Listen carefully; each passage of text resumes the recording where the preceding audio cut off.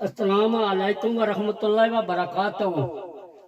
میری عرض اس طرح ہے کہ بچہ جو مدرسے میں پڑھ رہے طلبہ ہمارے مدرسہ کا طلبہ عزیز کو یہ گزارش ہے کہ سالانہ امتحان ہمارا سر پر آ رہا ہے، اس میں انتہائی کوشش کرنی پڑھنے کی، کوئی اس کے بعد چھٹی کوئی ہفتہ واری نہیں ملے گی، کوئی اساتذہ استادوں کو بھی کوئی چھٹی ملنے والی نہیں۔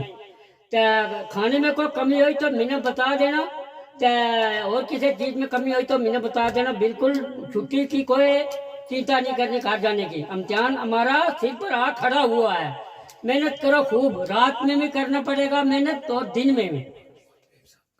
محتمم صاحب اس وقت سفر میں بیچارہ چلے گئے، تمہارے لیے جاگے ادھر چندہ وندہ کر کے لیں گے تمہارے لیے، کہ اساتذہ کے لیے ان کے لیے دعا کرنا کہ اللہ تعالیٰ ان کی عمر میں برکت کرے، اللہ تعالیٰ ان کی اس سفر میں اللہ کامیاب کرے، جس علاقہ میں گیا اللہ انہیں دینے والے میں اللہ تعالیٰ ان کی جان مال میں برکت کرے۔